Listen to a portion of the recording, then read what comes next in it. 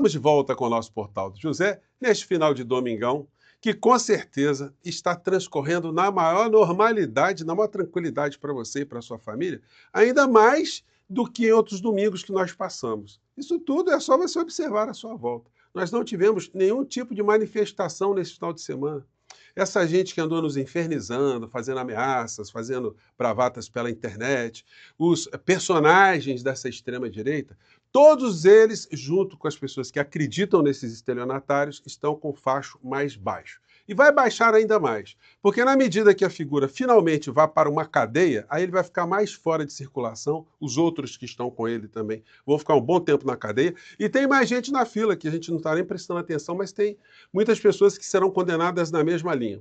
Isso tudo está fazendo com que o nosso país respire outros ares. E hoje eu vou trazer aqui para vocês algumas imagens, notícias de última hora, porque o presidente Lula ele fez uma reação a tudo que Trump está fazendo em relação a nós, articulado aqui com a extrema-direita brasileira, que vai merecer muitas considerações e vai repercutir fora do nosso país. O presidente Lula usou ali uns vocábulos ali bem pesados em relação ao senhor Donald Trump. Esperamos que ele acorde dessa situação, que uma parcela da sociedade norte-americana que está contaminada pelas mentiras de lá, também despertem para as coisas que estão acontecendo por lá envolvendo o nosso país. Bom, vou conversar com vocês sobre o que está acontecendo, vou trazer aqui alguns lamentos últimos aí do clã Bolsonaro, estão revoltados hoje com algumas cenas que rolaram pela internet, e vamos falar também de uma coisa crucial, fundamental.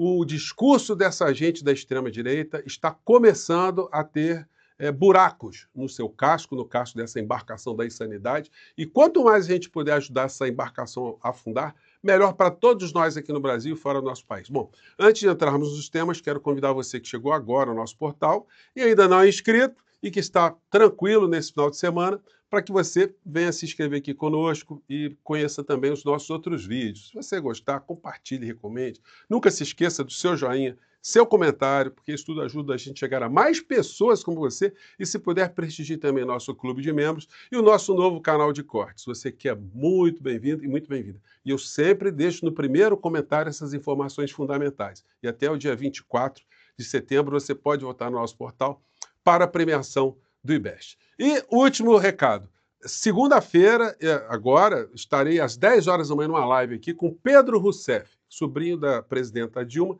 vereador em Belo Horizonte, e uma pessoa que vai ter uma contribuição muito importante em relação à comunicação do presidente Lula. Não é pouca coisa, não. Bom, então, dito isso, vamos aos temas, né? Em primeiro lugar, como vocês já sabem, eu sempre faço uma resenha dos assuntos nos principais jornais aqui do Brasil, aos domingos, onde os colunistas mais importantes também fazem as suas resenhas, as suas publicações. Eu quero fazer um destaque hoje a essa coluna aqui da Dorit Hazarin. Gente, sensacional, tá? Vou ler aqui um trechinho para vocês. Tem esse título aqui, ó, Orgulho. Vou pegar aqui, porque de repente dá para vocês acompanharem também aqui na tela, né? Disse Dorit Hazarin. Julgamento dá orgulho. Carmen Lúcia foi concisa, de clareza não entediante e natural, o que é raridade entre as disputas por holofotes do colegiado. Bom, escreveu aqui a Dorit. Dependendo do que cada um faz da vida privada, 27 anos é uma medida de tempo que se esgota rápido. Tomem-se gigantes da cultura musical como Jimi Hendrix, Janis Joplin, Jim Morrison, Brian Jones, Kurt Cobain, Amy Winehouse. Faltou até colocar o Renato Russo também, né, que morreu aos 27 anos. Mas tudo bem, vamos seguir aqui na coluna dela. Cada um escolheu um viver de intensidade máxima, acelerada, que durou 27 anos. Morreram prematuramente, de forma trágica, deixando órfãs suas legiões de seguidores. No outro extremo está Jair Bolsonaro. A sentença de 27 anos e 3 meses de prisão, mesmo se algum dia reduzida para 1/6 de pena, ou aliviada para a prisão domiciliar, encontra um homem condenado a um perpétuo vazio. Então, quer dizer, é prisão perpétua, né? Do vazio total. O vazio da desumanidade que semeou. O que fez da própria vida em 70 anos? Desperdiçou-a, sempre em busca de atalhos, vantagens, conluios, arranjos. Como militar foi inglório. chegou a capitão reformado por uma dessas maracutaias, mas a partir da sentença desta semana pode perder também a patente. Como parlamentar foi desprezível, juntando-se ao que de mais corrosivo na vida política nacional. E como presidente, envenenou de tal forma as instituições democráticas que algumas levarão tempo para ser sanitizadas. Uma delas, o STF, felizmente ficou de pé para julgá-lo. Ironicamente, a partir do voto soberano de 4 dos 5 togados da primeira turma do STF, que Jair Bolsonaro adquire agora uma marca inédita, histórica e indelével para chamar de sua.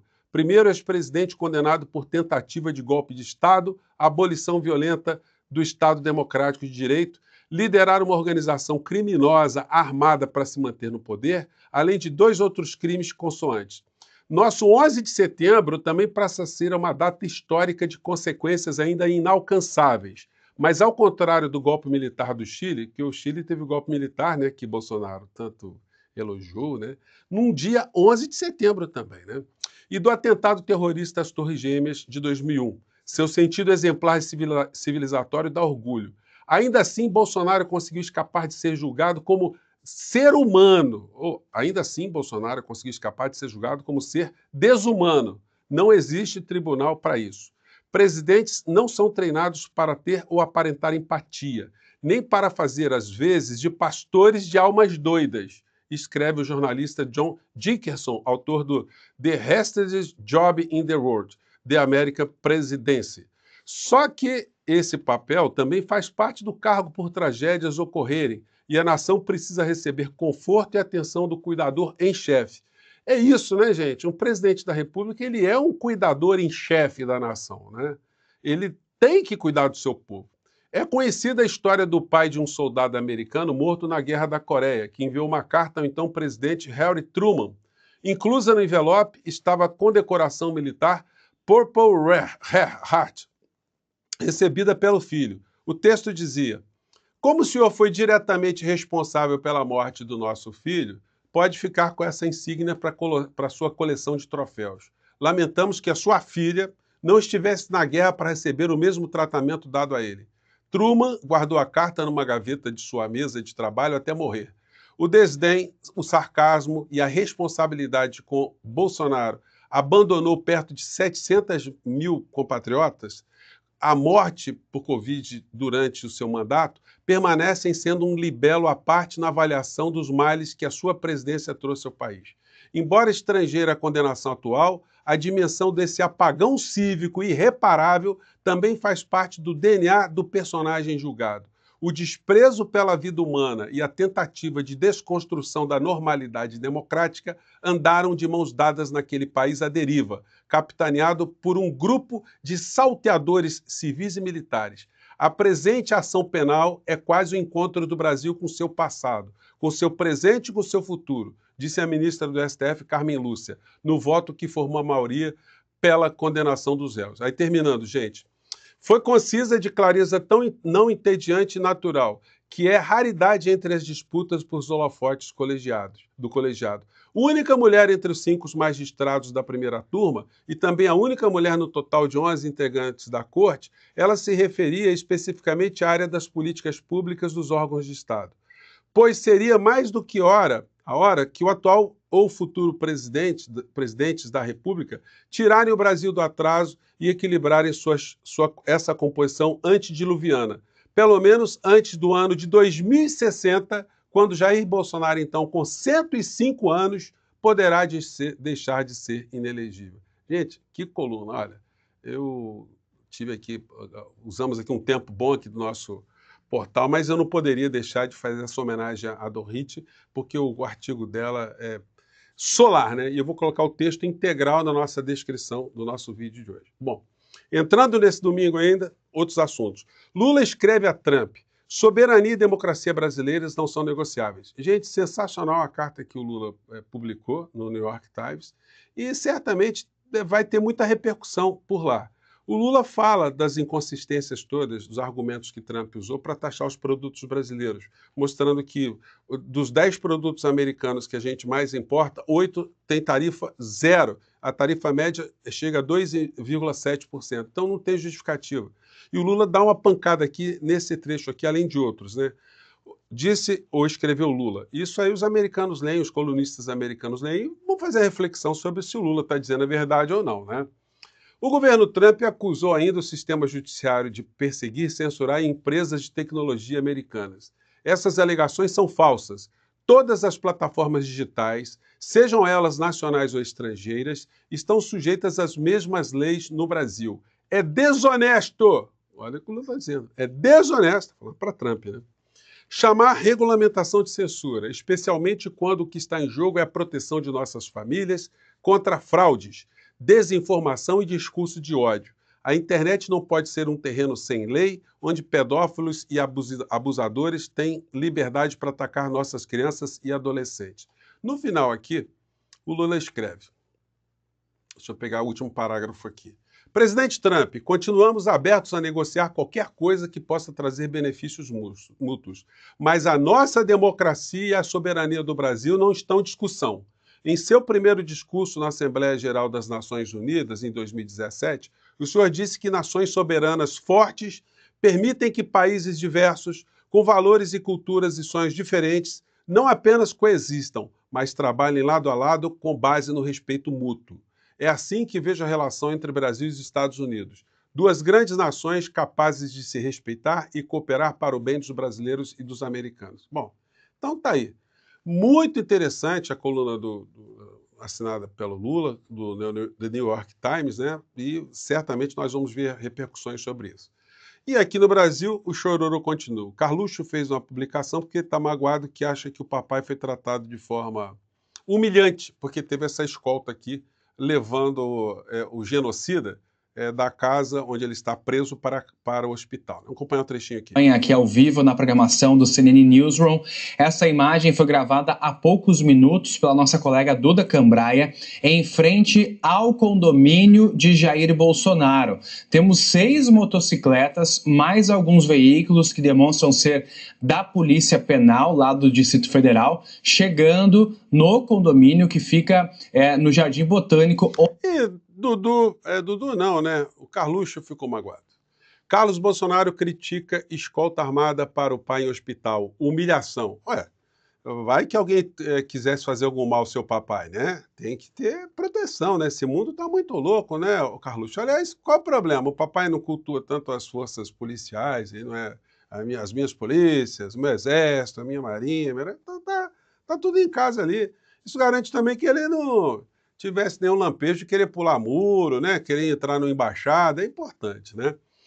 Enquanto ele foi para o hospital para cuidar da sua questão pessoal, ontem eu comentei com vocês que ontem o presidente Lula ele esteve acompanhando um mutirão espetacular que acelerou uma série de procedimentos, de cirurgias, de tratamentos, de exames complexos de muita gente aqui no nosso país. Gente, só isso já vale uma eleição de um presidente, porque nós tivemos aqui um genocida que nunca foi para um hospital abraçar um médico, abraçar um enfermeiro. Pelo contrário, ele deixou enfermeiros, médicos, todos os profissionais de saúde num pandemônio gigantesco, porque esses profissionais estavam tentando salvar vidas e esse assassino estava fazendo aglomeração. Esse assassino estava conspirando contra a vacina. Esse assassino estava jogando mentiras por todos os lados. Isso a gente não pode esquecer, não. Os grandes veículos de comunicação pararam de falar nisso, né? Mas eu acho que isso vai voltar à tona. Enquanto isso, o presidente Lula foi ver pessoalmente essas filas andarem, as filas do bem. Eu mostrei aqui para vocês no nosso encontro de hoje pelo celular. Agora eu vou mostrar aqui, eu acho que vai dar para ver melhor. Vamos ver aqui como é que foi essa história. E uma cena que me chamou muita atenção, acho que todos vocês também ficaram comovidos, né? Vamos lá. Aqui, quem está aqui eu estou gravando. Essa parte aqui me chamou uma especial atenção, porque o Lula, pequenininho, né, perto desse homenzarrão, que está se tratando de um câncer, esse homem desabou perante o Lula. E esse homenzarrão aqui está tentando salvar a sua saúde e a sua vida. E ele se sentiu especialmente emocionado de estar ali com alguém que está ajudando que ele salve a sua própria vida, né? Então, essa parte aqui, gente, é a parte muito emocionante, muito legal. Esse cidadão emocionado abraçando Lula, né? O senhor aqui, meu pai, você já fez os exames? Estou aqui para fazer agora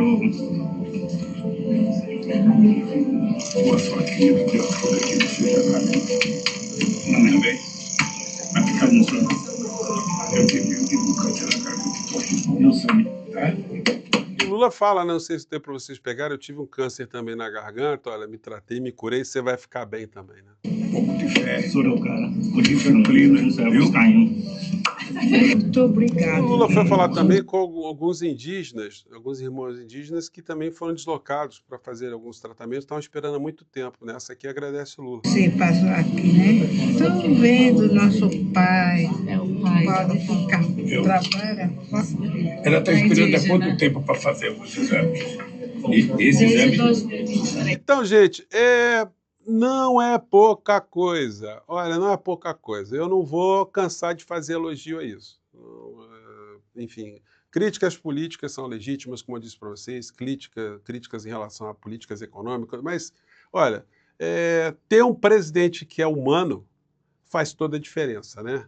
E eu fiz questão de salientar isso, porque na mesma semana que Lula está ajudando aqui a salvar vidas aqui no nosso país, o genocida portenho, o senhor Milei, tirou dinheiro do principal hospital pediátrico da Argentina, que está provocando um pandemônio contra crianças que têm uma série de enfermidades. Agora, isso não está desassociado de uma política, de uma ideologia econômica, uma ideologia do neoliberalismo, ideologia da extrema-direita, que mistura uma série de personagens, e aqui no Brasil nós temos que tomar antídotos contra esses personagens. Na Argentina foi isso aqui, ó. Os médicos e enfermeiros nas ruas, na Praça de Maio, fazendo uma simulação de massagem cardíaca em crianças, mas eles nem fizeram um espetáculo, né, em cima de bonecos, não, usaram ali travesseiros com imagens de coraçõezinhos. Vamos pegar isso aqui. Garantizar el acceso equitativo y gratuito a la salud pediátrica, incluyendo un aumento de fondos, una recomposición salarial para los trabajadores del sector y la derogación de una resolución ministerial que Olha só a cena, gente, eles fazendo simulação de massagem cardíaca em criança. modificaba las residencias médicas. En respuesta al veto, los trabajadores del Hospital Garrahan, organizados en la Asociación de Profesionales y Técnicos, anunciaron una movilización para este viernes y un paro que se extenderá hasta el domingo. Gente, é um contraste muito grande. E aí a gente vê isso aqui, ó, Tarcísio elogia a política econômica de Milei e critica o governo federal. Então nós temos que desmascarar esses criminosos, porque o que o senhor Tarcísio está pretendendo fazer com o nosso país é exatamente isso que Milei está fazendo na Argentina. São os desalmados, os desumanos, os assassinos, os filhotes de genocidas que querem governar o nosso país novamente. A gente tem que denunciar isso desde já, o tempo todo. Por isso que eu estou aqui e a gente não vai parar, não. Gente, obrigado por você estar aqui no nosso portal. Segunda-feira, 10 horas da manhã. Espero você, que eu acho que a live promete, tá bom? Um grande abraço. Tchau.